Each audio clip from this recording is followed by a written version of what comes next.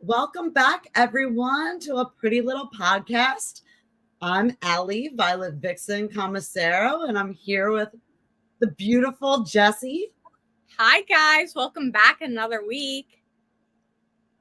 Well, I would like to say at the top of the bands you should know list is Desolation, a Philadelphia-based deathcore band. At the forefront of the genre's wave of new artists, their music embodies the raw energy driving the deathcore resurgence. With a commanding stage presence, Desolation is leading the charge in revitalizing the metal scene. Welcome, Desolation. Hey, Yeah. what's up? What is up? What's up, guys? Thanks for How's being everybody doing? Hyped to be here. Thanks for having us. No problem. Well, start off, how did Desolation come together as a band? What's your backstory? All right. Yeah, so it started one day. I was just like, you know what? I gotta send it on this thing. Like, I've been screaming in the car for a little bit. I just gotta get ready and send it. I looked on an app called Bandmix, and I found Connor, our lead guitar player, who's unfortunately the only one not here. He's actually down in Cuba right now. But yeah, so it was me and him. I eventually found Naveen, our drummer. Then we also found Jared, our bass player. And then after a couple months of playing, we put it together with John as well. So now we're here. I love that. And also, like, so many people, like, I love that there's so many sites and shit to, like, find people, because I feel like at one point you had to, like, go, like, please, like, you're making flyers, like, put them around. Mhm. But what inspired the name Desolation? Like, were there multiple names you guys picked from, or what? What's the backstory with the name? You want to get it? Yeah, let's get Naveen on it. So we actually had like a bunch of different name changes, and then we ended up on Desolation, which is definitely the best iteration. But when I met Kevin and we were like getting the band together, we started out with Elusive, and I don't know how Kevin came up with that one, but it was it was a pretty cool name. And we ended up like switching it to North Key after a little while. I don't really know what drove the decision to switch it to that, but Connor watched some documentary on like the IRA in like Oh my god! some like Irish documentary. Yeah, they had a lot of shit going on, like the nail bombs. Like that was cool shit. Like hell yeah! Like quite a few times at like North Keys, I just couldn't. It wasn't the one. It wasn't the one. Yeah, but then we were North Key for a little while, and Kevin's Instagram handle was North Keven, which was pretty funny. And then Connor, we were listening to, I think Connor was listening to Thy Art, and they have a song called Dear Desolation, and yeah, and Connor's a big fan of Thy Art, and we just kind of picked Desolation. Like that's how we kind of landed on that name, and that stuck. And it's a cool word, cool name. Wasn't taken. Or it was taken, but in Brazil. In Brazil. You guys are Desolation PA on your social media. Yep. Yes. What are some of your biggest musical influences, both within and outside the deathcore genre? Loaded question, yeah. Loaded question. First of all, as a band, We might have to go around the room for this one. Yeah, Oh, definitely going to. Yeah, it's a wide. Yeah. Yeah, I want to know. So I'll start. So for me personally, I've always been the big big progressive metal stuff, a lot of gent stuff, like Meshuggah, Animals as Leaders, Periphery, Great all band. that stuff. Yeah, so that's kind of the realm that I sort of grew up listening to a lot, and I always like kind of listened to deathcore kind of like on the side, but I was never really like my thing per se. But I, like musically, there's a lot of like progressive stuff that's made its way into the deathcore scene in the last like 5, 6, 7 years or so. So that's kind of what's helped me like acclimatize to it, because I'm already used to those sort of motifs in the music that I listened to before. But yeah, that's kind of where that's where the music like I come up from. Yeah. But like as far as like deathcore, like I love Spite, I love Thy Art, um, Chelsea Grand, Whitechapel, all the big ones. Classics. It's all great, can't go wrong. You know, so for more of a deathcore context, that's kind of where like my head's at, and these guys are like kind of similar, I'd say. Um, hey, sorry, I'm just yelling at my cat. I would say for me, like lyrically, it's kind of an oddball out there. I don't know if you guys really know this, but it's definitely like movements. Like I'm very much like I love movements. Like I really try to add. Yeah, I really try to add a lot of like a lot of the poetic stuff that like he really does, and I try to throw that into deathcore and like make it work. Which is really nice. It's a really nice outlet for that. But in terms of like deathcore, I mean, I've been in the scene. I've been like listening to this since like 2006. Like, I love like this old Despise Icon. Like, is like kind of like got me into it, and then it really took off with like Pray for Plagues when that came out, when Recreant came out, like all that stuff. That just took me for a world and like just kind of showed me everything. I was really big on like Attack and Asking Alexandria like back in the day, but slowly it evolved into like what the modern deathcore scene is now, like Shadow of Intent, Lorna Shore, Signs of the Swarm, Spite, Body Snatcher. Like I love all that stuff. So I yeah, think big that fan. there wouldn't be like as much really good like a lot of the like attack stuff and like that Sky Eats Airplane stuff, like the sampling was like people want to like shit on it, but I'm like we wouldn't have like the electronic elements and shit would not. They were doing the groundwork. They were on the ground. They were laying it out. So I stand by A lot of people didn't like that shit like when it was going on, but like now, like people are starting to pick up on it. And, like, yeah, like looking I back on old Attack and shit, like videos and stuff like that, and Mice and Men when they do the like the Hard in the Paint thing live, or at least when they used to, like that was probably like looked at as like cringe by like metal elitists, whatever you want to call it back then. But like nowadays, looking back, it's like, yo, that was sick as fuck. You know, like so a lot of people were used to it now. a lot of the bands that you mentioned also, and what you said about deathcore becoming like having such technical, like progressive. Oh, yeah. I didn't listen to deathcore for a really long time. I was like a Whitechapel, like first wave deathcore girl through and through. And then I kind of fell off from it. And somebody like sent me Maze Envy or something like that. And it was like so like proggy, so technical. Yeah. I was like blown away. The new Job for a Cowboy album. I was like top tier. I'm like on my hands and knees. I'm like, praise be that new Job for a Cowboy album.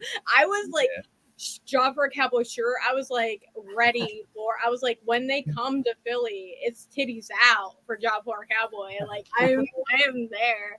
But it was so technical, so good. But continue on. I want to hear. I'm like getting like emotional hearing all these like bands like that I grew up with. So and like you know. You wanna go? Yeah, sure. I can go. Naveen.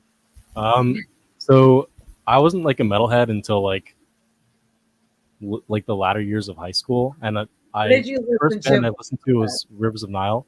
Oh, sorry, what did you say? What did you listen to before then? I actually was like a dubstep kid. I was a big gamer, and I made that because there's like a lot of similar elements with like dubstep and metal, like the breakdowns and just like the heavy bass and stuff like that. Big drop. Yeah, it was like a really natural transition. But I was a big dubstep kid, and then I got on SoundCloud one day, got on Metal Blade Records, found Rivers of Nile, and then it kind of took off from there. But most of like what I listened to before I joined Desolation was more like ambient, atmospheric doom type stuff, like Primitive Man, like black and death metal, like Belphegor and Dragged into Sunlight, some of my top bands.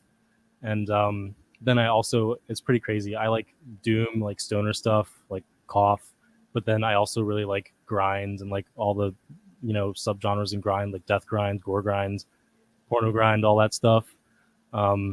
So that's kind of where I came from. And then after like meeting all these guys and Kevin turned me on to like a bunch of like amazing deathcore artists, like the ones that he was talking about. So I've been kind of on that wave now, but still not forgetting my roots, you know. Can I ask you if Desolation could be on any video game soundtrack or like be in a game, what game would you put? Ooh, What about like that's a tough Doom? one. Like Doom's a safe bet for I metal. I was gonna say, yeah, wasn't gonna say Doom because it was the same. yeah, right. I was gonna try to. I gotta think a little harder. Yeah, I'm like one of those people that like really sticks with the game. So I've only ever really, I feel like Skyrim, maybe. That's like kind of, Elden Ring or Skyrim. yeah, something like that. Yeah. That could be pretty sick. Switch it up from the orchestral stuff that they do. Get some Desolation in there. Bethesda, if you're listening. Put us on. You guys are playing with Valamite and Brand of Sacrifice. Those are huge bands at Summer Slaughter. I'm so excited. How does that Yeah, see your we're name, Phil? we're so hyped to be on Summer Slaughter. Like, I still can't believe that we got a spot on that bill, and it's coming up this Saturday. So I'm gonna be practicing like crazy. I know everyone else is gonna be practicing like crazy, and That's a we're gonna try and crazy slay it up there. It really is. I was like seeing you guys' name on it. I was just like looking at it. I was like, ooh, chef's kiss. Can you guys walk us through your typical songwriting process? How do you guys come up with ideas for your songs? Are there any particular themes or messages you try to convey through your music or music videos? Side note, I loved the lighting in the Departure music video. I thought that was sick. I loved it. I was like feeling it. I can talk a little bit about like the instrumental stuff that we do for writing. So what we do is we record demos in this very room that I'm in. A lot of the times we just like get together and we just like come up with ideas and just like mash them together, and we make a lot of stuff that doesn't end up going anywhere. So the stuff that you hear, we probably have like 3 times the material that like just our random riffs or breakdowns that just didn't really go anywhere. At least Yeah. 3 times. Yeah, we just have a lot of stuff that we wrote and it just doesn't fit with other stuff. So it's just a lot of writing things and seeing if they work with other ideas that we write. And Kevin or someone else, if you want to talk about your vocal process or lyric process. All right, so like with vocals, we kind of have 2 ways of attack with it. We haven't done it so much recently. We used to always kind of write like where I'd kind of have like the song structure in my head, and I'd kind of write some more like basic lyrics. I knew that there'd be a little bit of play and just kind of make it fit like the part. And then more recently, like with the album, I think we had a lot more success with this. Is that we would make a lot more music, and I would have to write along with it, and just that was like a whole different process for me. Was figuring out I was figuring out how to count like syllables, so I was like singing with like numbers, and like these guys didn't get it, and I was over here like, oh god, like this is so ass, like I can't wait to put words to it, like holy god. But then I would just like do syllable counts, figure out the lines, and just make the words work, and kind of have like an overall poem that I had, and just kind of reword it to fit the syllable count part. And I don't know, it was a lot. It was challenging but super fun. Yeah, Something new. it's definitely paying off. Thank you. Do you guys have a lot of fun when you're in the studio since you have your own like setup? Yeah, I mean, like most of the time, it'll be like after a rehearsal, was we like get her practicing, then get in the lab, cook some shit up. But kind of backpacking on what Jared was saying, like we got like so many different ideas that when we land on a good one, I feel like everyone kind of knows, and we're like, okay, we're gonna focus on this one and try to flesh this one out and make it good. And a lot of it will be like riffs that we'll sit on for like weeks and just like have no idea what to do. But there's like other stuff where 1 or 2 songs on the album coming up, it'll be, for example, it was just me and Jared, just like we were the only ones there, just in that very room, and it would just I'd just be noodling and I'd play a riff and Jared'd be like, wait, whoa, that's cool, that's cool, and then I try to be like, all right, let me try to mess around with it, and then an entire song initially was done in like 2 or 3 hours. It was, and that's a kind of a unicorn moment that doesn't very much happen, but it's special moments like that where you find a. What was that? Which song was it? I mean, well, it's not out yet. It's on the. It is not currently out yet. Upcoming album. It is on We the don't album. get to know yet. That's even Yeah. more exciting. Yeah, so that one, that one just kind of came about out of nowhere. That was one of the different ones that didn't like take forever, and and then there's others that there have been so many different iterations of these songs, and it's been like really annoying at times where we're just like, what the fuck do we do here? You know, like we'll have like a section like that follows apart, and we're like, this could work, like it could be better. You know, that's where like this like graveyard of riffs or ideas, whatever, just like comes about, and then we'll land on some good ones, and then that's how kind of songs are written. You know, it's very kind of whatever feels good. You know, it takes a second, but like when we find it, you know, then just clicks, and then ideas come out and sick ass songs. Do you guys ever pick through the graveyard and kind of like pick through the pieces and like put something together? Oh, for sure. Yeah, another song on the album coming up. The main like motif in the song is from an old demo that these guys had before I even joined the band. Wow. So like we had a new riff, and then we were like, all right, what should we do for the next thing? And then I forget who said it. It might have been Connor that was like, yo, let's take this old riff, and then that kind of evolved and was like a little different from before, and then it turned into the main motif for the whole song. So like that's an example of like taking like old shit and that didn't fit where it was before and finding a new context and a new meaning for it, and it just kind of evolves. It's pretty wild how that happens. It's I love great. that. Like it For a didn't death dubstep?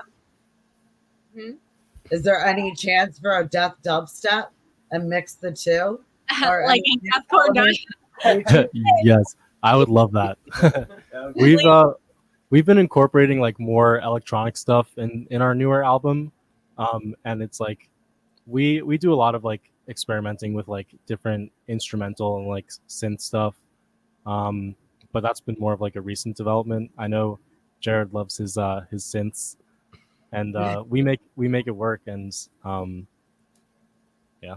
So maybe we'll go dubstep one day, have a dubstep breakdown. I would be a big fan of that. That'd be so much fun. I think that would be like a shocker for everyone that like follows you and go like listens to you on the regular basis to like hear the death dubstep. Yeah, I'm that'll here be for our TikTok moment of fame. We'll blow up. That's All very Big Chocolate, actually. If you know who that is. What was that? Big Chocolate. No, I do not know who that is. yeah. He's a dubstep artist, and he's also the vocalist for Disfiguring the Goddess, and his vocals are insane. They're insane. He has a for Asking Alexandria back in the day on Stand Up and Scream. They did like a remix or redux album or something, and he remixed one of the songs. That's the only reason why I know who that is. You guys gotta look up Big Chocolate, or else I will send you some of his videos. It's one of those people that you're like, you sound like that, and he's been doing like all kinds. He's so interesting. What an interesting person. But yeah, he does deathcore and he does dubstep. But very interesting. Listen, what was it? I was just watching it the other day. I think Falling in Reverse or one of them. They just did like a metal line dance in their video. Yeah. They're like a yeehaw breakdown. I didn't know Like, about I'm that. not good with country line dancing. My body just doesn't like it. But I got Yeah. freaking Jelly Roll to feature on an FIR song, and yeah, that's wild. I'm not the biggest like Falling person, but I know like other guys are, and like I can respect obviously like what they do, and like Yeah. it's real creative. Like you saw like when that song came out, it was like because that it was Ronald that like came out, and then that song's like heavy as fuck, like one of the heaviest like Falling in Reverse songs like they've ever done. Yeah, it's like And they the released heaviest one. this country song, and it's just like whoa. It speaks to how like creative like that sort of band is. You know, not a lot of people are able to like get away with stuff like that. Listen, Pretty cool. all I will say is that I was Escape the Fate's #1 fan. Mm. Like I was losing it for situations when that shit get dropped. I was like, oh, killing Jesse, it. the question is, would you learn a dubstep dance and put it on your TikTok? Because you're kind of already like TikTok famous. I Like, was. they do a dubstep. Listen, I might come out of TikTok retirement fame. All right. You gotta rock the Burger King hat. Like that needs to be there too. I went to Burger King before this, and I got like so excited. I housed the chicken Sammy. It was just the chicken Sammy was perfect. It was disgusting in the way that I consumed it. Like it was like I was like I have 5 minutes before I need to get on this podcast. I'm like, you're getting. I could just see it like a squirrel, just like It was that. It was very much that. But That's the only way to eat Burger King. it was. It was like also doing. It was my Burger King with my Burger Queen. Good God. So yeah, she's vegan, please. And I don't need no cheese. you know that's gonna be a short. Like our producer's already probably sitting there, like putting down the time of you just singing that little Oh yeah, that was definitely shaking his head. Yes. that was definitely my morning. Can we talk about the current state of the Philadelphia deathcore scene? Like, I know you guys play in northeastern Pennsylvania a lot. What are the key differences between the scenes out there, between the Philadelphia and like the Northeast? I can talk about this. Look at this. Yeah, You're gonna kill it. I know. I feel like deathcore is a lot more popular out in like the country, like out in like central Pennsylvania. That's where like we go to. That's where we go to the studio to like record our stuff. And it just seems like the Philadelphia scene is like more like hardcore and like kind of like grind and all that stuff. And we've been like trying to like book shows in Philly at like house venues and more underground stuff just to like get involved in the scene. And so far it's been like pretty tough, but we're trying to get our foot in the door and you know, trying to bring Philly deathcore back. Yeah, revitalize the scene. Yeah. You've been playing with Nailbite and We see the nail bite shirt. Yup. The homies. go ahead. Yeah. But And Boomer Slaughter, like I mean, that'll pull a ton of people. Definitely, yeah. We're really looking forward to that. We have no idea like what's gonna happen like afterwards. We're just hoping we can put on a sick ass set and hopefully if people like it then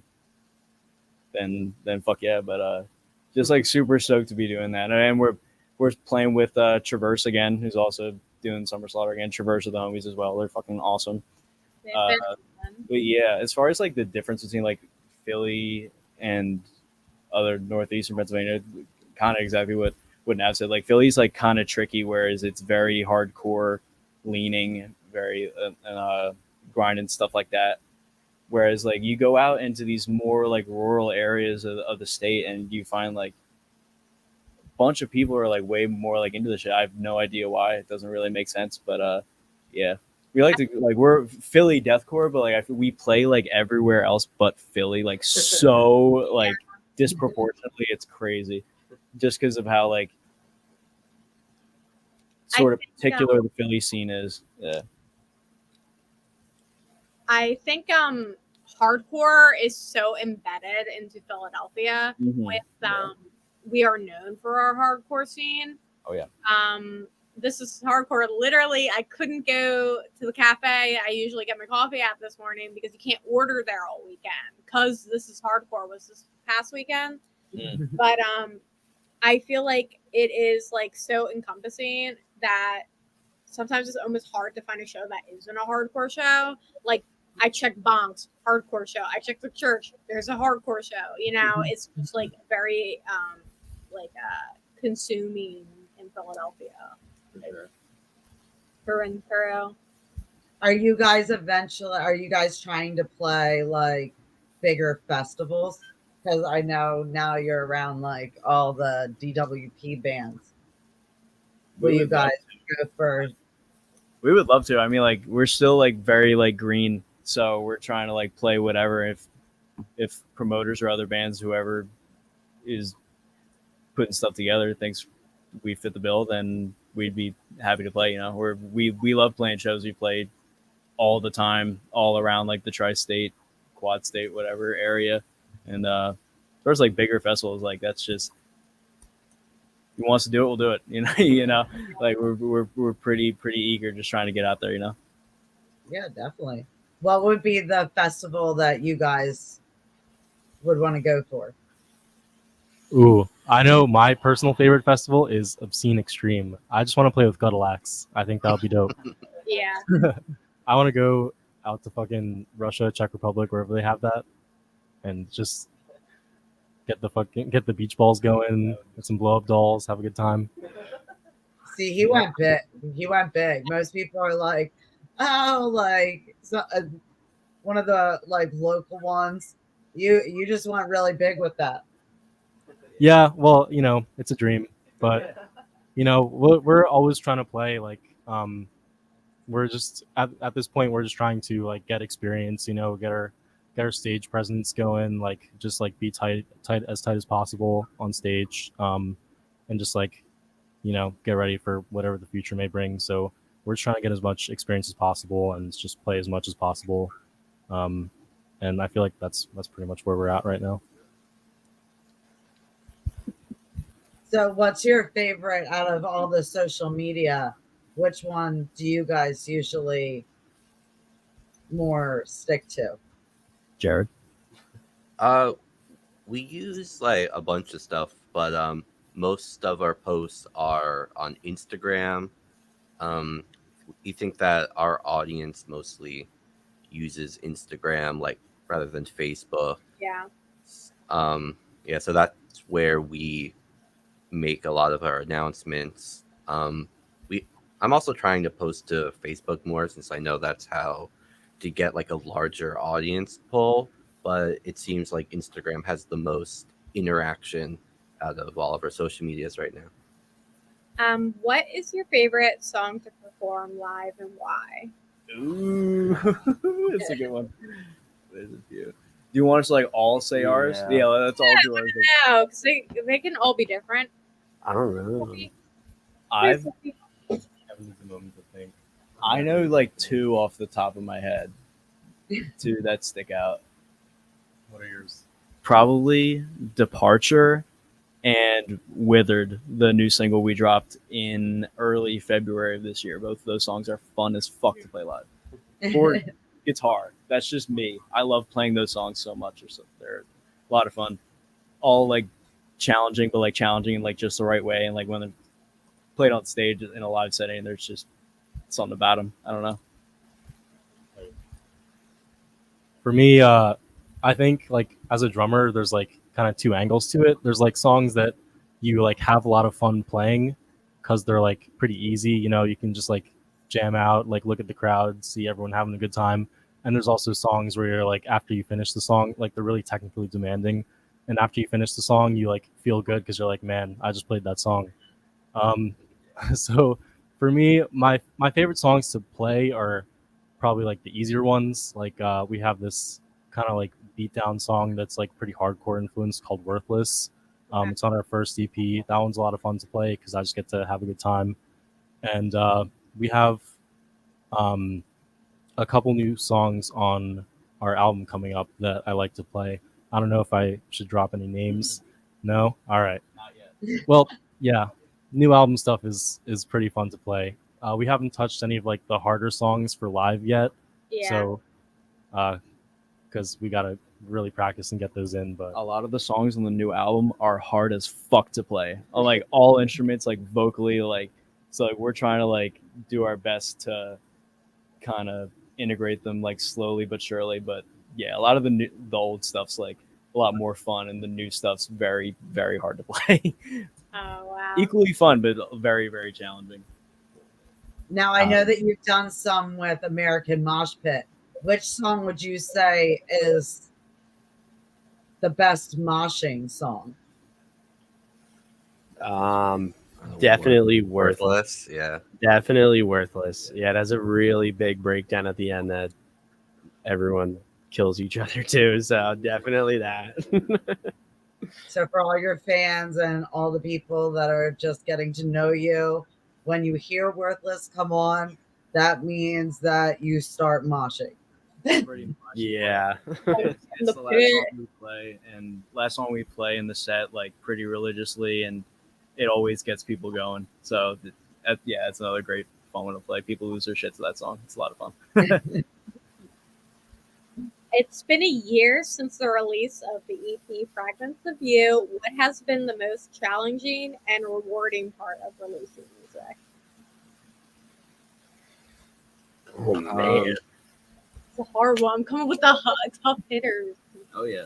I'm killing it. I get one challenging thing is like promoting it and like promoting it, especially as like a new band with not really a big following.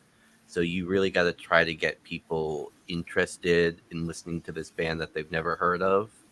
So that's one of the hard things. One of like the rewarding things about it is like when people do listen to it and tell us that they like it. It's really rewarding to hear that they listen to the stuff that we put a lot of effort into, and then they like this thing that we made for them. Yeah. Yeah. I would say for me, like one of the most rewarding things to watch is like literally people killing each other in the crowd. Like I'm just staring at the crowd the whole time on stage. Like I'm just literally watching. I just get like the most free entertainment and the best view ever, and just watching people just swang and bang. When you see And I the just pit love boss, watching that. Yeah. when you see the pit boss, just like Yeah. he's like, I'm going in. Yeah. Well, I have to crack up because ever since like I started teaming up with American Mosh Pits a little bit, like there's so many techniques for the mosh pit.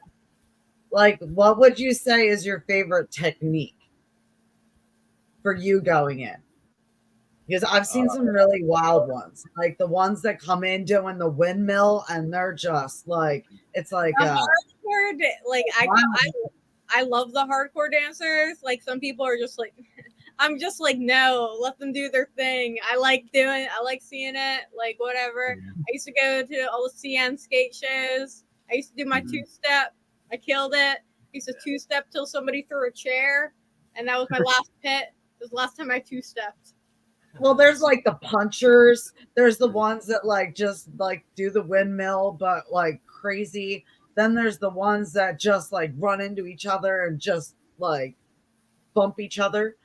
I'm more. They all have like names. I'm a very like push pit guy. I mean, like I love like all the hardcore dancing and stuff. Just because I didn't really grow up in like much of like the hardcore scene, so like seeing that stuff like later on is kind of like refreshing and new, and sort of like seeing a different like vibe of how people want to express their whatever when they hear their favorite song and stuff. It's cool, but especially like when you get a real good two step when there's just like fucking 20 people just all just like swinging 270. It's like it's real cool to see. Yeah. My new favorite are the Oi Boys. Like I went to a couple Oi shows, and like I was not like a girl who went to like Oi shows in my teen years. So as like about to turn as a 29-year-old, I went to my first couple Oi shows, and I was like, they get low with it. Like they're doing the whole thing. I'm like, oh shit, out the way. But that's just fun. Jay, what's your favorite pit style? My favorite pit style, I prefer to watch it from the stage. That is my favorite type of moshing. How do you guys handle creative differences within the band? How do you maintain a cohesive sound? We just fight each other until the other one submits. I love that. We're a game fan of you. We send our other guitarist to Cuba, to Guantanamo Bay. Yeah. Okay. That's why he's there now. That's why he's there. That was the disagreement. Yeah, Lord, pretty can much. we get that on the Metal Archives? They wouldn't let us on the Metal Archives. I applied. We weren't metal enough for them. What the fuck? We were too hardcore influenced. I'm sending an email. Yeah, but like it'll just be like there'll be an idea or a riff or something, and me personally, like we all get our input in there, and the best product comes out. But there's sometimes where I'm just like straight up, like Kevin wants to like beat me up like all the time. We're like if there's like a cadence or something that just like feels weird, and I'm just like we're trying to like talk to him. It's not like the most like constructed. I'm kind of just like that sounds weird, or it's like or whatever. I'll just hear nope, and I'm like, what don't you like about it? I'm just like just don't do that. You know, or with drum parts or guitar parts, like we're all like pretty open with like saying like being like being like constructively like judgy, you know, because I feel like when we're all like really honest and constructively judgy like that, like the best result like comes out. And we'll definitely butt heads on stuff, but again, the result is something that we're all happy with. I love that. Now, do you guys plan on doing lyric videos for all your upcoming songs? We Because I have know personally, like I mess up lyrics all the time, so I need to like see the lyrics to kind of know what some of them Allie are. wants lyric sheets and you know how when you would pull out the CD and it would have the lyrics for every fucking song. Allie wants that's biggest fan, and I respect that. I do respect that. Like I'm for that. I do miss There's that. some songs that I didn't do that for that I like totally messed up. Like there's a Blink 182 song that I swore the guy was like singing about his sister, and it has nothing to do with it. Like totally wrong. Since you can't get the lyric sheets in the CDs anymore, every band must come out with lyric. Yes, well, I have to ask, like, as Yeah. someone that needs the lyric videos, like, do you plan on doing that for your upcoming song? She's asking you guys to, is what it is. Oh yeah, we have like big plans with that. Like every single song on our new album is gonna have a lyric video, and we're like doing like music videos for a couple too, and we're also doing like playthroughs. So we're just trying to get like a lot of like content that we can just like put out there, and just like have the masses absorb. Yeah. But yeah, I mean, Now, like can you as give us any ideas that you have? Like, can you tell us any that you have for upcoming videos? we're doing like 2 music videos for like 2 of the songs, and we're just like renting out a studio, and it's going to be like a room with lights, and it's going to be really cool. And then for the other one, we're thinking of doing something a little more cinematic, try and tell a little story, and then like, you know, have like that alternate with like shots of us playing. And then the playthroughs are just going to be like us in a room and like, you know, just instrumental stuff.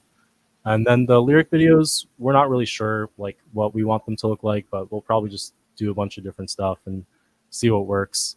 Maybe video game inspired, since That'd be some cool. of the other bands have Video been game going. inspired, maybe anime inspired. I know Kevin would love that. Yes. Yeah, Um, absolutely. and you know, some brutal stuff too, of course, because we're deathcore.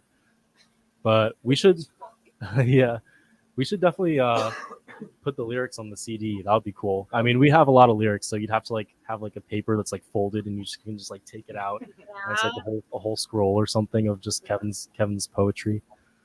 I love that. I used to like just read the little books of like it used to have like all the lyrics. It was like so So good. did I like really miss them. Like now, Yeah. Even if you buy a CD, it's just like a flat sheet, and it's usually Like white. that's it. Yeah. Mhm. on Yeah, Kevin's Kevin- lyrics are very like poetic. Like I think a lot of people in like deathcore, it's like I feel like it's like the lyrics are like either they're just like mostly brutal, you know, it's like fucking people up or whatever. But I think Kevin does like a really good job of kind of like bringing a melancholic vibe to it, and like making it like dark but also like very beautiful. We're kind of like we've been described as like sad boy deathcore by Good a title couple to people. have, in my opinion. I love that. Yeah. So we really gotta like we're really trying to capitalize on like what Kevin's been doing and like just make that available for everyone, so no one has to like guess what the lyrics are, especially because you can't understand like 90% of them. Yeah. Well, all of our lyrics are on Spotify and maybe other streaming services, but I know definitely Spotify. They're on there for all That's the a songs great we thing to have. know. Yeah. They that will is- be there for the new album whenever that comes out, so you won't have to guess the lyrics.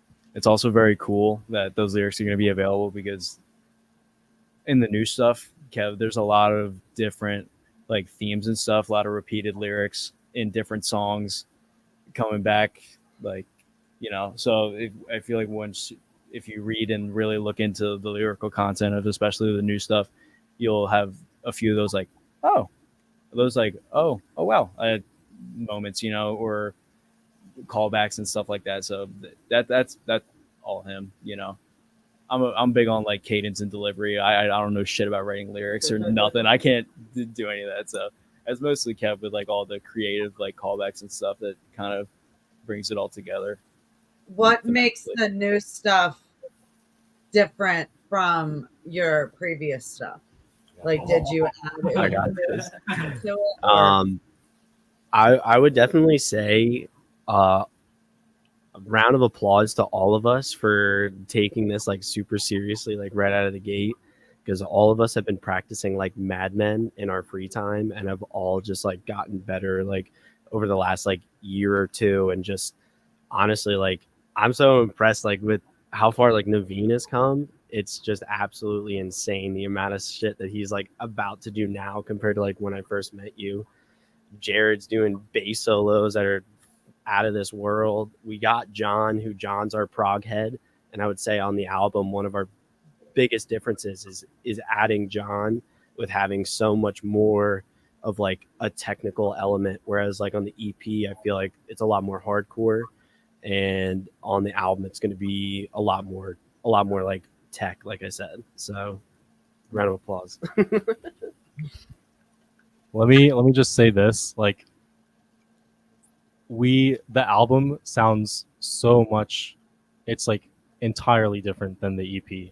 Like it's like you think you were listening to two different bands. That's crazy. Like all of our stuff is so much more technical, it's faster, it's like more brutal. It's just like when we first made the EP, we were still kind of finding our sound. And also we didn't have John. So we were like very much like figuring ourselves out. And we were in the beginning, we were like gonna be like a metalcore band. Like we had a lot of songs with metalcore riffs, and then we got into the studio to record our EP, and the guy that we were recording with kind of helped us like pick our sound and like kind of directed us into the more like deathcore heavy direction. Yeah. And from there we've just kind of like taken off.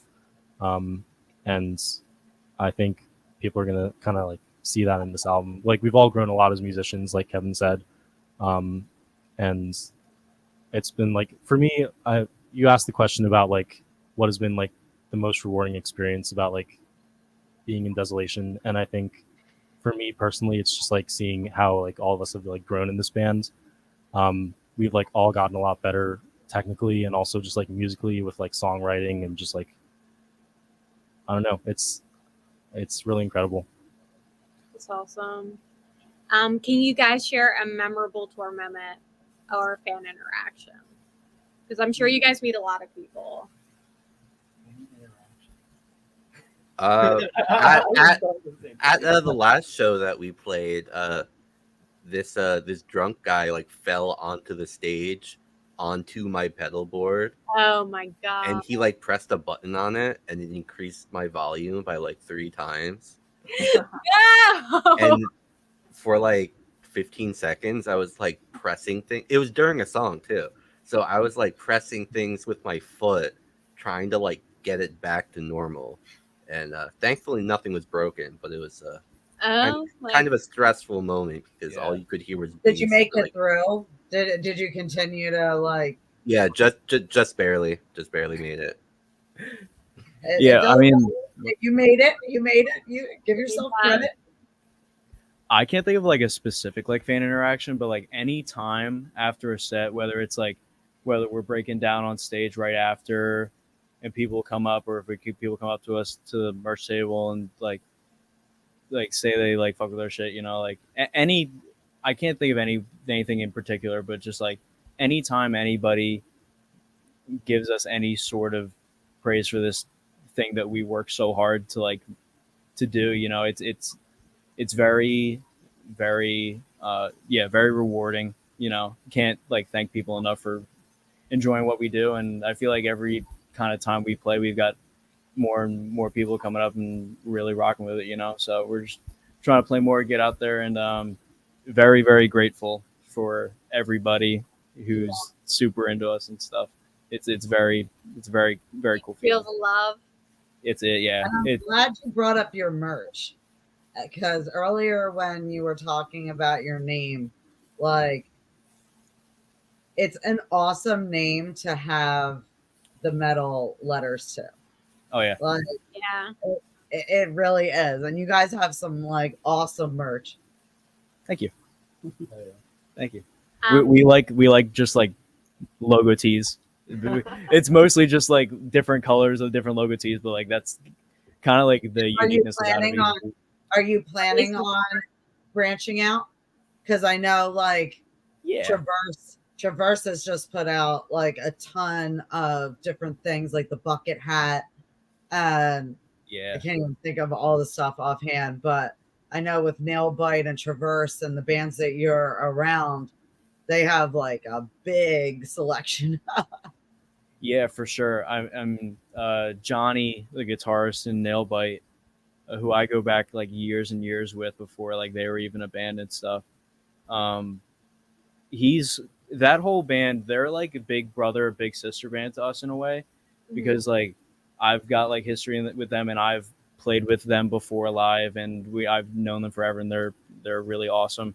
They've kind of like guided us in like many different aspects of how to like get stuff out there, like do merch and stuff. Like you said, like with expanding on like new merch and stuff, Johnny like kind of directed us toward how to like build like the online website with stuff. So like the stuff we bring to shows, it's very much more so just like the logo tees. We got CDs and stuff like that, but we get way more creative on the online shop. You can find a bunch of our stuff. It's in like the link tree in our bio and stuff. Like you said, bucket hats, sweatshirts, crop tops, shorts, like the whole nine. You know, we get to be really creative in that aspect. Oh hell yeah!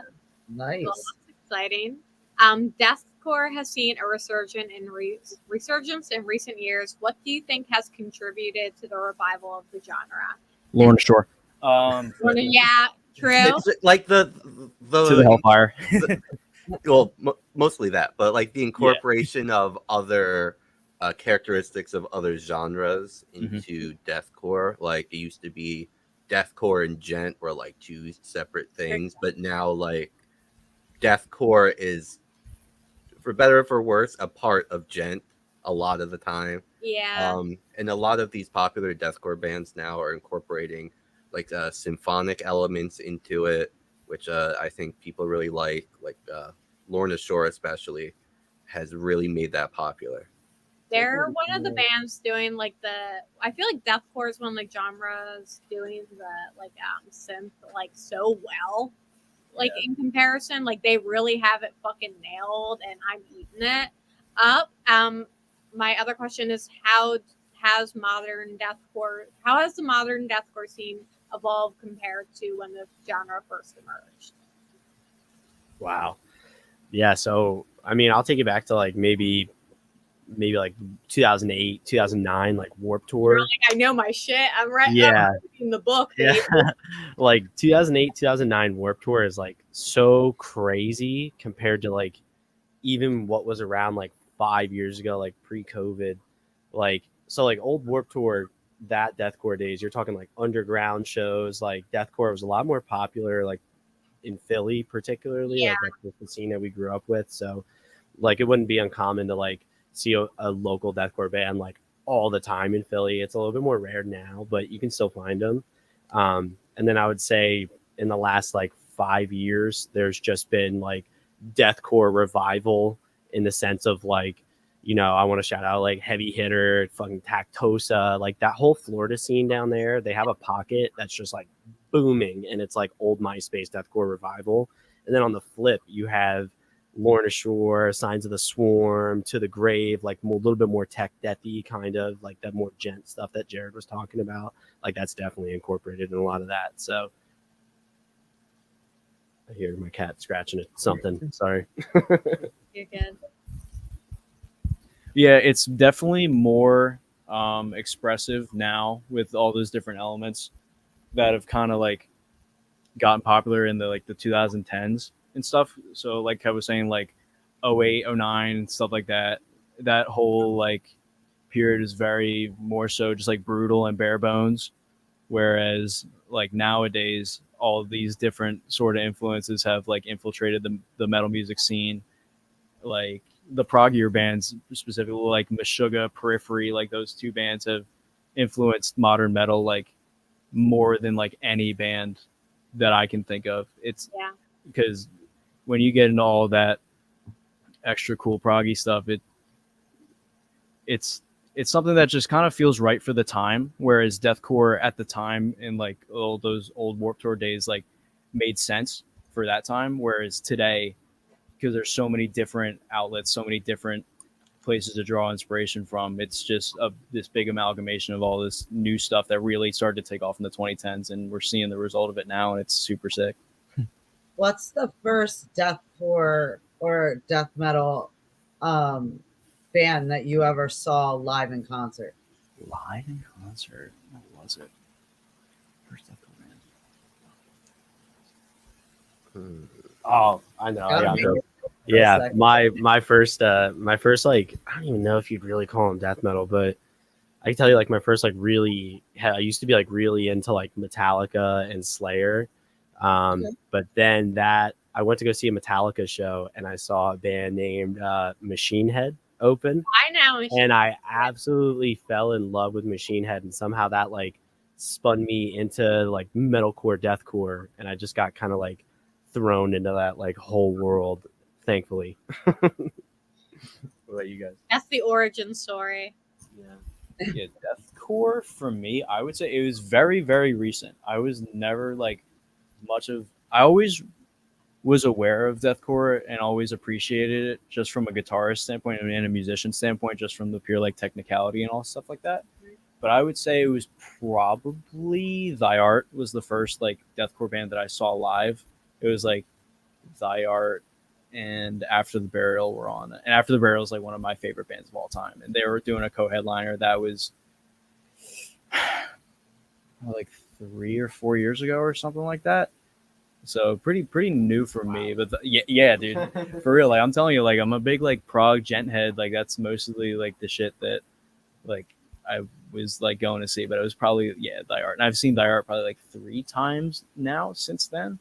So I think they're the most. I've seen like Spite, Whitechapel.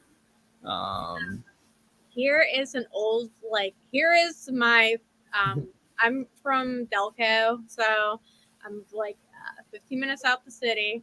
But here is my OG deathcore like Delco girl moment. Job for a Cowboy.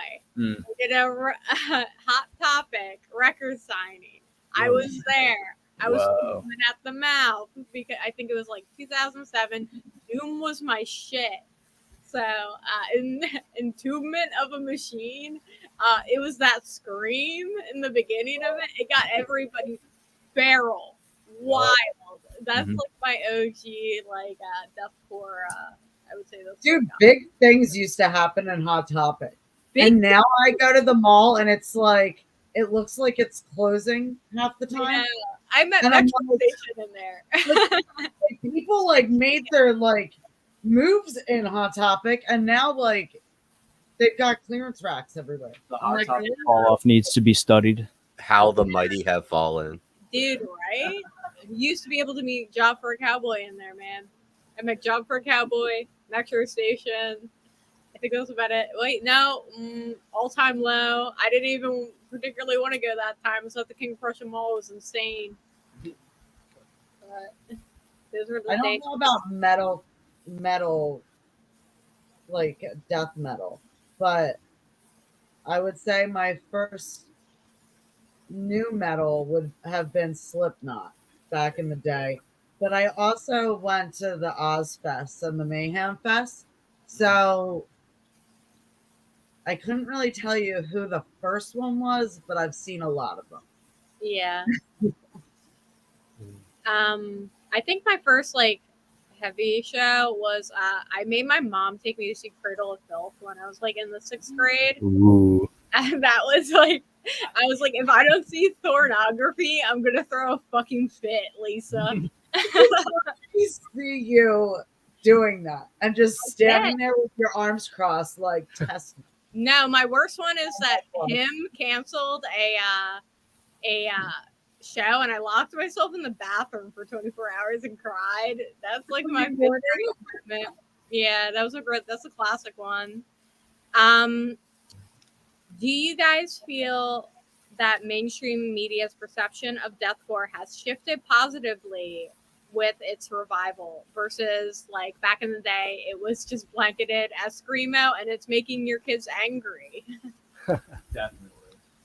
Yeah, I definitely think so. I think like a big part of like kind of the deathcore revival is like has to do with the fact that breakdowns have just gotten so much crazier. Mm-hmm. And that's like they've become a lot more extreme, and that's like attracting a lot more eyes and just getting attention in the media, like to the Hellfire, Lorna Shore, Amongst the Low and Empty, Signs of the Swarm, and also like the new Disembodied Tyrant EP that just dropped, Death Empress. Like that breakdown has like blown all of our minds, and I think that's like been viewed in the media as like in a positive light, and I feel like it's just been getting like so much attention lately. And so yeah, I think that's a great thing, and we have some like moments that are like like heavily inspired by those bands that are on our album. So we're trying to get in on the wave, get in on all the hype, and yeah. Yeah. Just like so many exciting things happening in music. Like it's really just like a good time to be making music. I feel like with all the bands making like everybody's kind of like pushing the genre forward because everybody is doing like such technical and cool shit that it's like just progressing the genre in such a cool direction. Yeah, but I feel like they're being way too hush hush about like who's gonna be on their next album. Like, can we at least get the hint of like how many features will be on the new album or anything? Yeah, I feel like I know all she the wants bands who are something. around. She wants some boost. She wants she wants a crumb. We need a crumb. We gotta Yeah, like I We need feel a like crumb. I'm hungry. these are gonna be some bangers on this new one. So on the new album coming out, probably it's honestly probably like early next year, like January, with the way like the rollout and stuff's gonna happen. Yeah, we have three vocal features for the new album. Two of them we cannot say. Mm-hmm. I think we're all cool with saying one of them because I don't know if you guys are familiar with the band Obsolescence. They're PA in Delaware, like heavy hardcore, metalcore, whatever you want to call it. We have Ben, the vocalist from Obsolescence, doing a feature on one of our songs because we played a few shows with them. They're the homies. They're fucking awesome, and we found a song that we thought Ben would fit on, and blowing. it sounds sick. Yeah, the other two are top top secret. But we think people will be very, very, very surprised with what we've got in store. So that's really as far as like who. That's about as much info as like we're probably willing to get. So just keep an eye peeled, And and you're you'll just know. planning on doing a drop? Like you're just putting out the album, or will you be dropping the singles? Oh yeah, we're doing three singles. Three singles, yeah. So that'll start to roll out probably like November. Yeah, November ish towards the end of the year, and we'll be rolling those out. And hopefully, the goal is to release the whole album like early mid January or something like that. So until then, we'll be sprinkling out singles, and there we'll be doing content and music videos, stuff like that. So that's all very, very exciting. So fans can look forward to new music, new music. You guys have a couple shows coming up. If you want to look at them, I think they're at the bottom too. All their information is at the bottom, but definitely watching. Shows like Summer Slaughter. When are you guys? When are you guys getting on the stage? That is a good question. That's a good question. It's probably sometime between 1 and 2:30. I would guess. We haven't gotten a official schedule yet, but that is my best guess. And we'll be on the outside stage at Reverb, and we will be playing songs from the album that aren't released. So if anyone wants a sneak peek at them, we'll be playing some of them.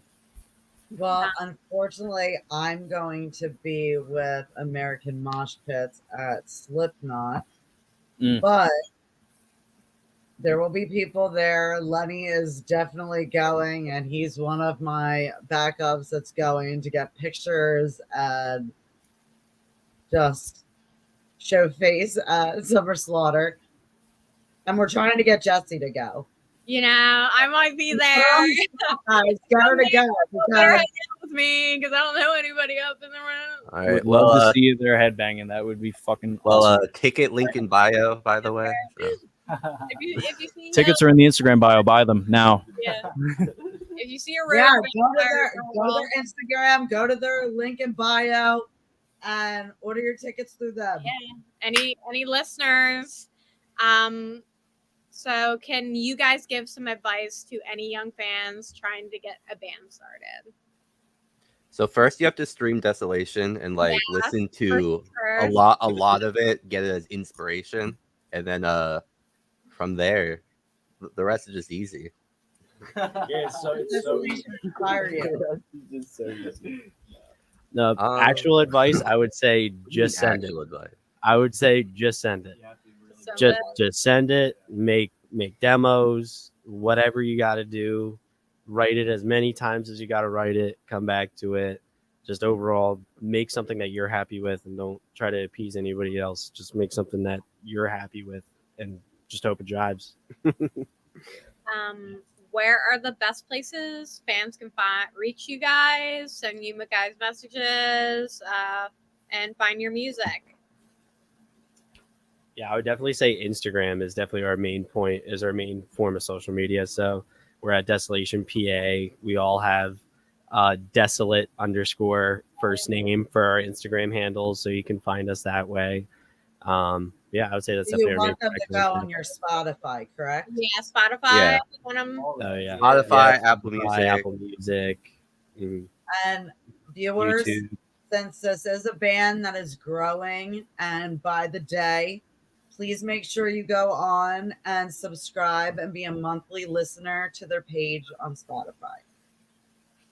And before we leave, can you guys recommend something you've been listening to our viewers? What's in rotation, boys? Yes, last added song. Disembodied Tyrant Synestia EP. Took my answer. The Poetic Edda EP by Disembodied Tyrant and Synestia. That is what we've all been listening to for the past 2 months. Album of the year / EP of the year. It's only a 4-song EP, but it's so fucking good that only in my opinion the Knocked Loose album has really come close to matching that. as far as like overall like metal releases. It's so good. Can't get enough. Doctors are playing with Slipknot this weekend. They say rippers only. I would highly recommend a band called Psychoframe. They're they're they're out of Florida. They have a EP called Automatic Death Protocol and Remote God Seeker, and I have just been listening to those two albums probably on repeat. Specifically, Beaten Beyond Identification with the vocalist from Waking the Cadaver. I forget his name right now. My bad, but definitely that song and those two albums. Can't recommend Psycho Frame enough for sure. Like you, Nav. For me, I'm gonna go kind of back in time a little bit. I think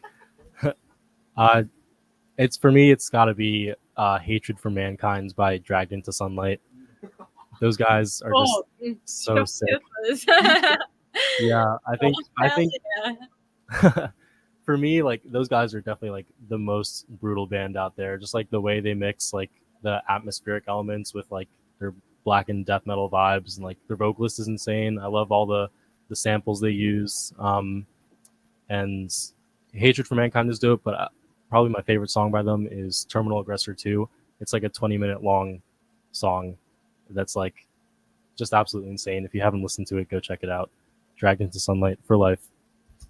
And a quick one, the new Boundaries album. I forgot about that one. That's like up there in like top 3, top 5 like releases of the year. Album's so good. And yeah, we can't say enough good things about Boundaries. Shout out to Tim. Shout out to Tim Sullivan, the drummer for Boundaries. He helped produce the Fragments of You EP that was recorded, mixed and mastered at his place.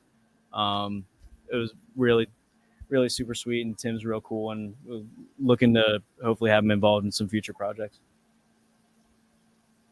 And real quick, I did want to ask you guys, is there any venues that you are looking to play in the future? Kung Fu Necktie. We want to play that in Philadelphia. That's not like the small scale. Yeah, we're trying to play more local stuff. Our kind of like our dream right now is to like play Kung Fu Necktie, Underground Arts in Philly is definitely like a big dream for us.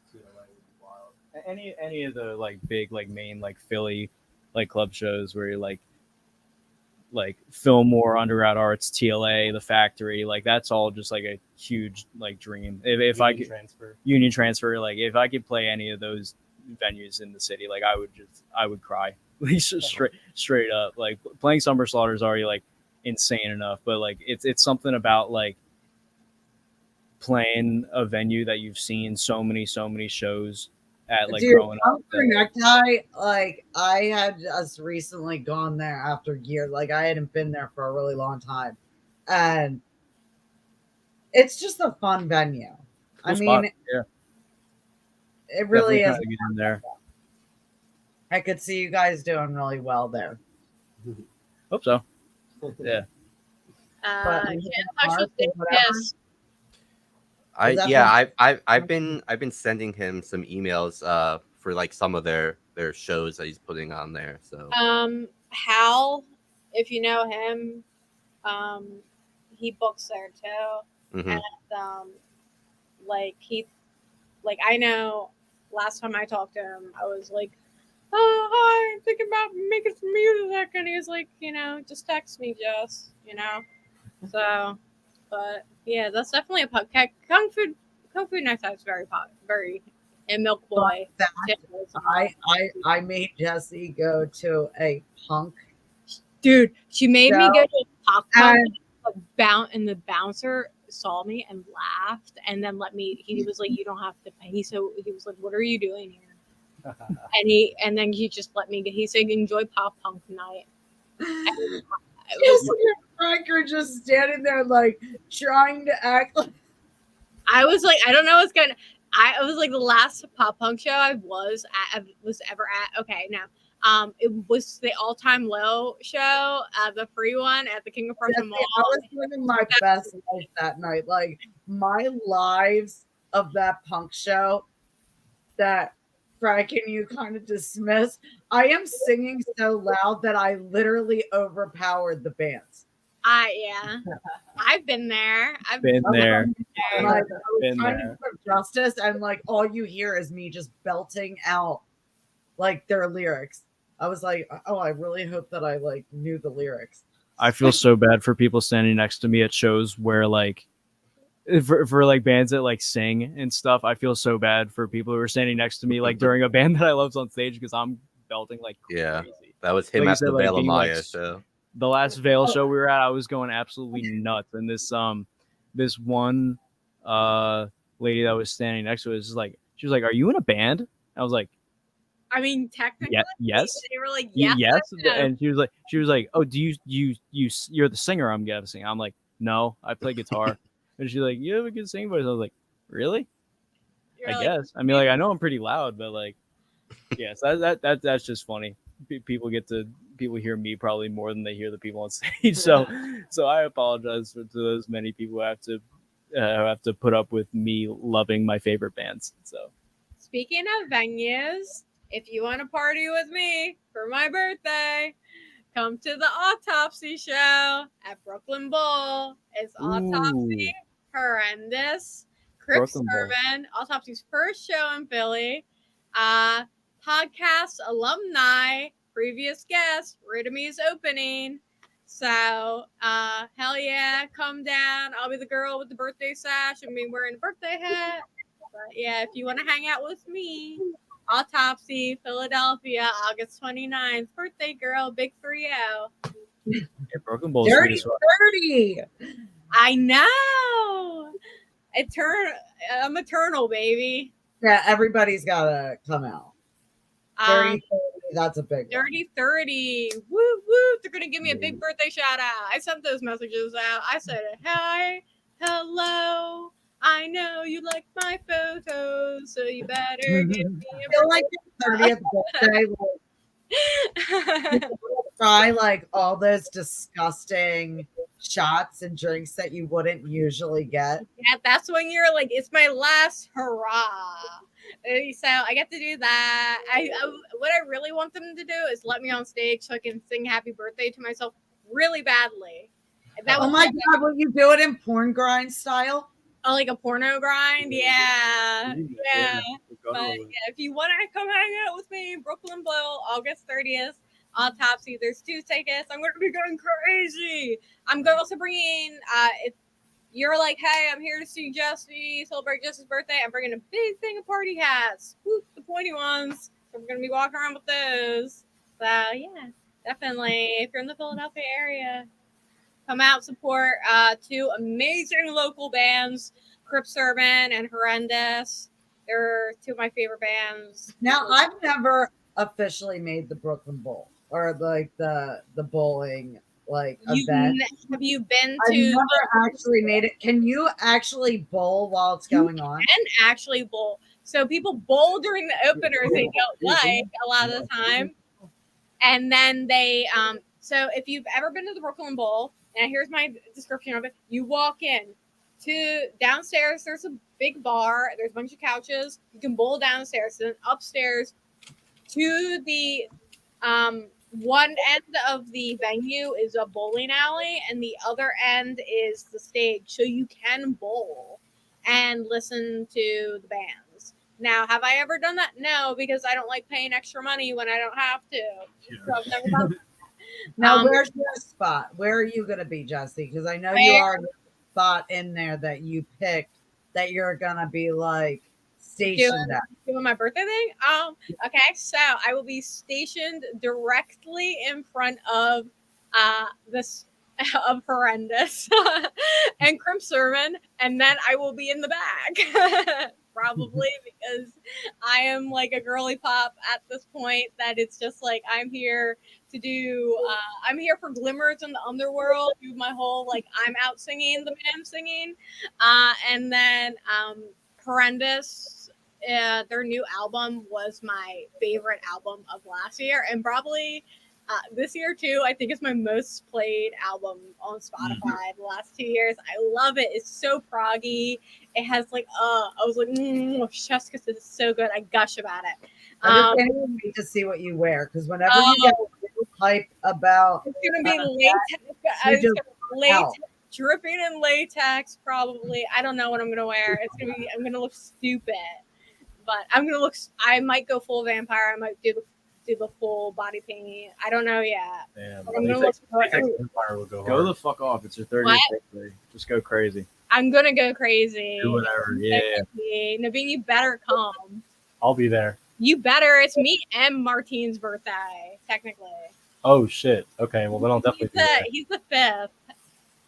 Yeah. You need to do up a flyer for your birthday. I know, but I'm gonna get birthday hats.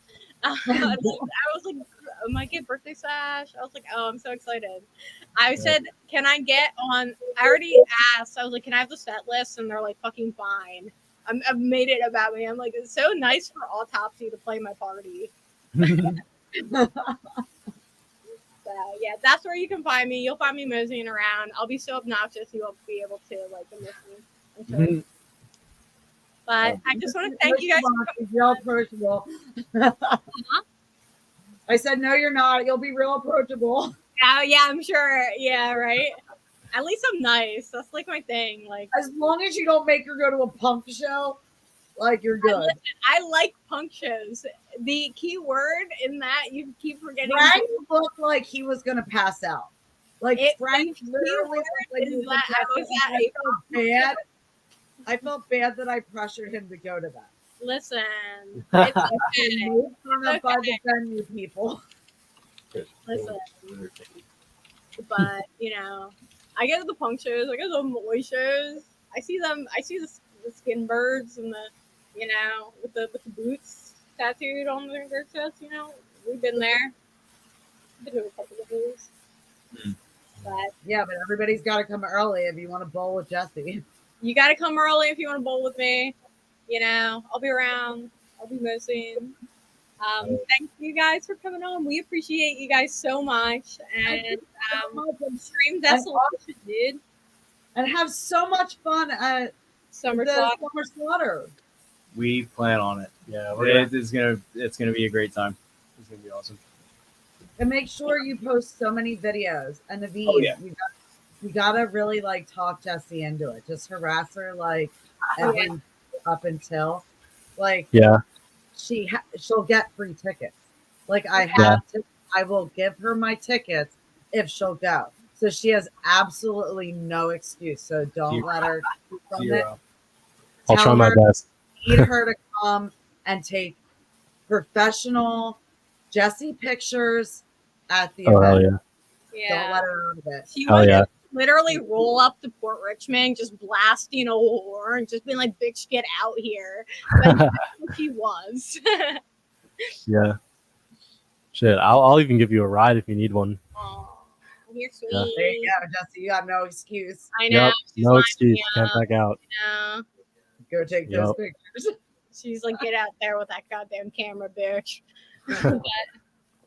But have so much fun. And again, anybody that wants to go to Summer Slaughter, make sure you go under Desolation PA, link in bio. Make sure you buy your tickets through them. It's going to be a blast. There's a ton of bands there.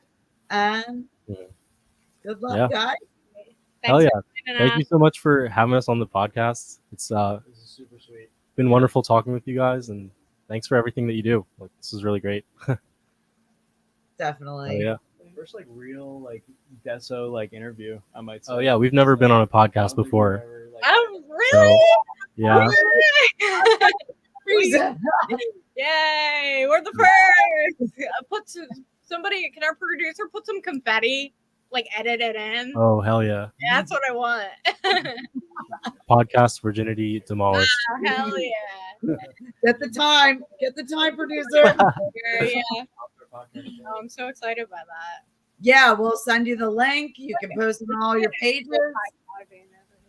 Awesome. Yeah, that'll be very much appreciated. Yeah. Yeah, it'll be out on all of ours. And again, thanks for coming on. Sweet. Thank you. Yeah. Thank you so much. Thank you. Okay, bye. Oh, That's that was awesome. I got told beforehand by like 3 different people. They're like, they're gonna be so fun. They were. They're very talkative, and it's just gonna be like an altogether like fun interview. So Yeah. honestly, I came like totally unprepared. I'm actually drinking a little bit. I came chilling. I got my Yeah, you're like, Jesse's got this, baby. You were like, ooh. You're like, Jesse's got this. Well, Allie's like, listen, I try to keep up, but I've been told by everybody when you start talking about music and like yeah. you're passionate and start going on to just let you go, because I don't know what you're talking about sometimes. And it's better to just let you get the whole thing out. And that's what everybody wants to hear. So I was Yeah. trying really hard tonight. Like, You're like, I don't know what this girl's saying, but she's definitely saying something. And they really know what they're talking about. Like when they're so many bands, I was like, oh hell yeah. Like I love them.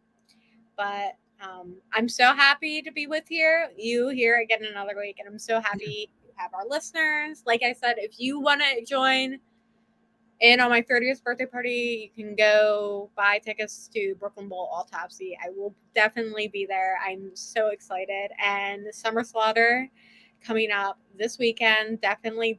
now, do you have the link to Brooklyn Bowl on your page? I posted it today, but I can definitely send it to our producer. Or Also, like for anybody that is trying to quickly get tickets, it's easier if they can just go under your page and just. Actually, you're right. I will do that. Definitely. I will put it in my story. I will add a story highlight and say, if you want to hang out with me, I will be there. If you want to hang out with Allie this weekend, she will be at Slipknot and Knocked Loose. And Knocked Loose. So if you ever run into the rain though, but I kind of like, since it's rained like every other day, basically like the whole summer, I was like, you know what? No fucks given. Yeah. And I said to Jason, I was like, we need some clear ponchos. So we got clear ponchos, and they're like the legit, like nice ones. Yeah, hell yeah. So believe it or not, the guys just messaged me before we started on the show, and they're like, I think it's going to be rained out. Like, we might just nix it. And I'm like, but wait a minute, I already got my poncho. Like, I'm ready to go. Yeah. Yeah, because I'm going no matter what. I mean, I'll talk to people in the rain. You know, you're going to get some diehards if they're going in the rain. So probably I would get some really interesting people in the parking lot. I know, right? Because imagine if you drove, like, some of these people are driving like hours. If you're driving like that far, you don't care if it's raining or not. And new metal and metalcore and all those fans are insane. I've seen them mosh through lightning. I've seen them mosh through rain. I mean, they don't care. Yeah. So I'm ready. And just know that if we do not cover Slipknot, it is not my fault, because I got my poncho ready to go. Yep. You're I like, might actually, like, Dennis like made us these like really cute little like cards with our QR code on them. I love And I'm thinking they're like, I've got sheets on the way. I was thinking about cutting them and actually like kind of like Melanie Martinez did on The View, having them underneath my poncho. So when I see someone, I'm like, rip it off, Like, here, take our QR code and subscribe. Speaking of which, if anybody's not subscribed, please subscribe. Subscribe. If you are listening right now and you are not subscribed to this podcast, I swear. I have this one friend that like refuses to follow the podcast until I go see his new apartment. That's so weird. I was like, dude, I've been friends with you like most of my life and you're not subscribed. And he's like, I refuse to do it until you come and see my new apartment. Like, why should I? And I was like, what? But yeah, I expect everybody to subscribe. Like, I don't understand these people that are like, no, I don't expect you to. Like, I expect you to. Yeah.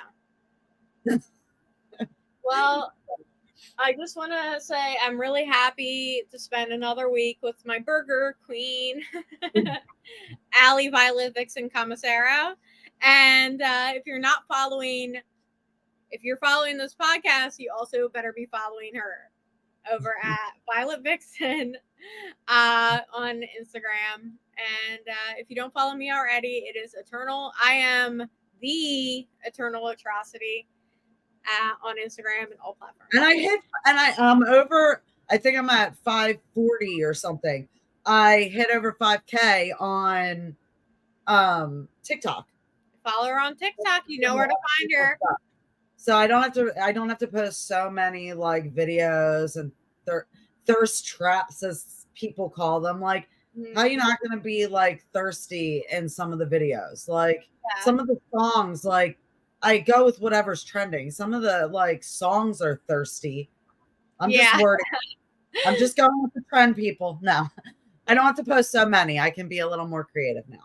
But she has now. She's not a slave to the algorithm. She has her creative freedom, people. I know. I just took 2 days off, and everyone's like, "Where have you been? You haven't been on my For You page." I'm like, sorry. They're like, "Where are you?" They're like, "You." Oh, that's bad because I used to. If you know me, you know I'm mental.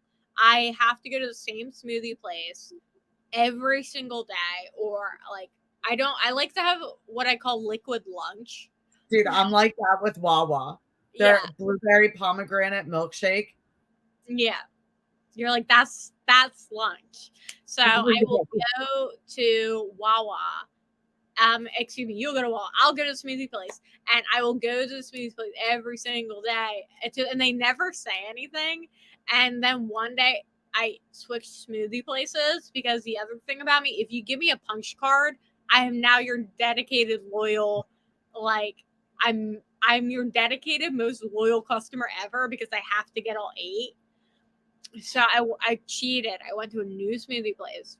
That smoothie place gave me a card. So now I've broken up with the old smoothie place. I'm going now. Do you get the same smoothie every day, or do you get a different?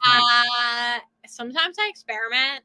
I usually get like the same things because like I don't know, man. I just I stick with the same exact milkshake.